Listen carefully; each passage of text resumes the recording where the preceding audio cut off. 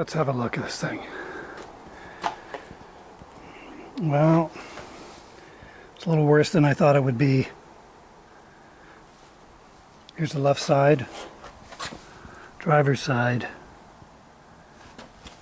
And I don't know about you guys, but I always find that the driver's side is always a little bit worse off than the right side for rust damage. There's a deep one there.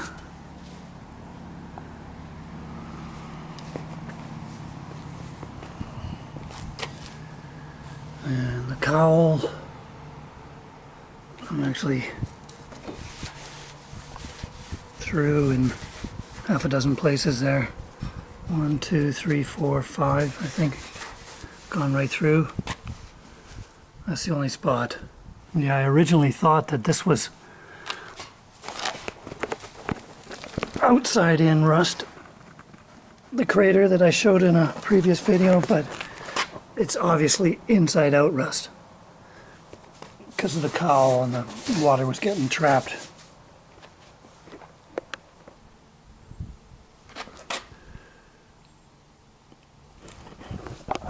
But the flange seems to be okay in comparison.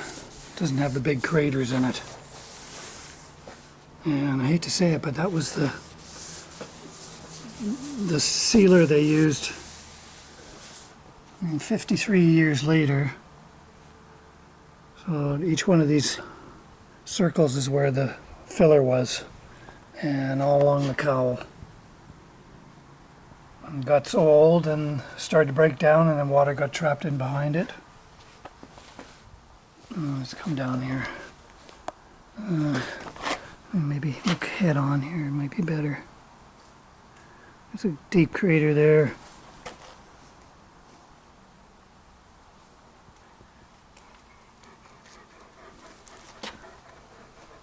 And a big bad dog over there. He's not a bad dog, you're a good boy.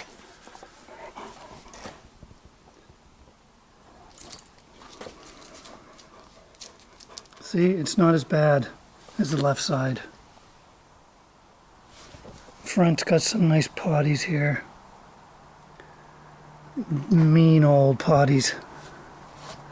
Those are craters, actually, those are craters. Potties are more like this. Or there, that's a potty.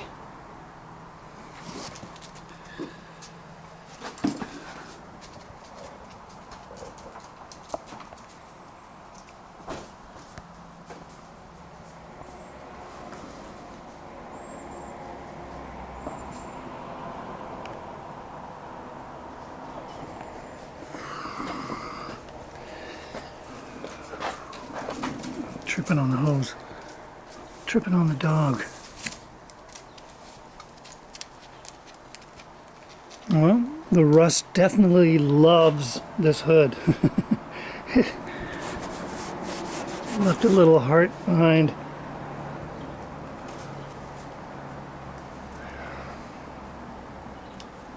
And right here, left side again.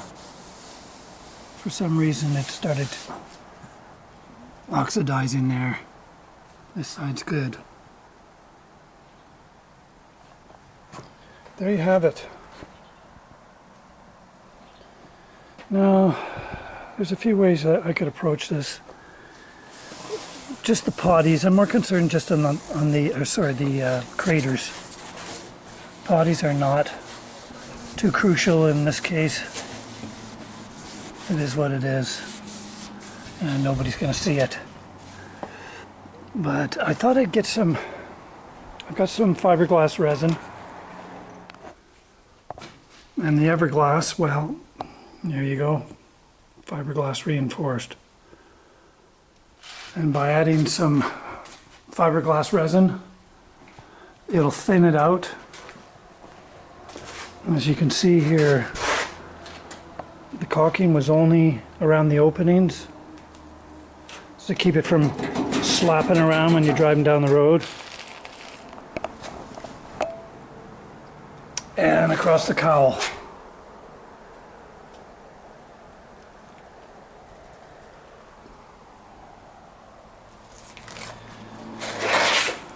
But down the sides here, it's just metal on metal. You can tell by the fresh rust here, this powdery bright orange stuff, that it's continuing to oxidize there because of the vibrations. And the same on this side.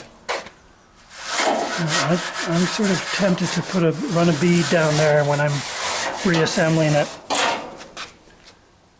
But I don't want to build up too many mills, otherwise the spot welds won't line up. You know, if I start creating thicknesses.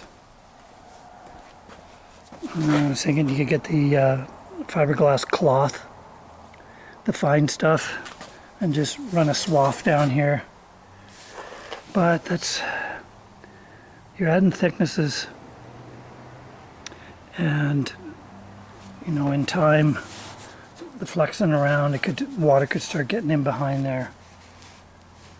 I think I'm just going to go along with the welder, hit the deep craters. I'm going to try that out. I'm afraid of going through in some of these because I can end up causing a lot of extra work. And I don't want to use too much heat on this thing because it'd be more prone to warping with a big panel like this. I hate to think what a new GTO hood is worth. Don't think they sell them by the skin. I could be wrong there.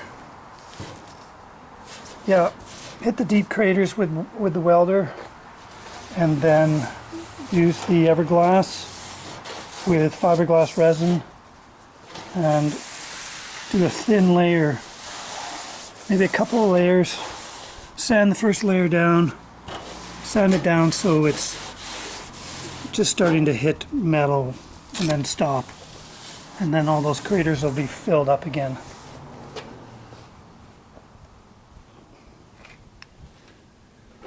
Yeah, okay. That's what I'll do. And if I were to cut this out, as I say, I'm worried about some warpage, but actually here it's got a crown to it. So that's in your favor. It'll expand out. I'm going to try just filling the holes. See how that goes. That's the only spot of concern. And once I get I gotta hit it with a blaster, then start dealing with it. But I'm concerned that the black oxidation is so thin there. And it's going to pop through, and then it turns out to be way more work than I want to do. Alright, I'll get going on that.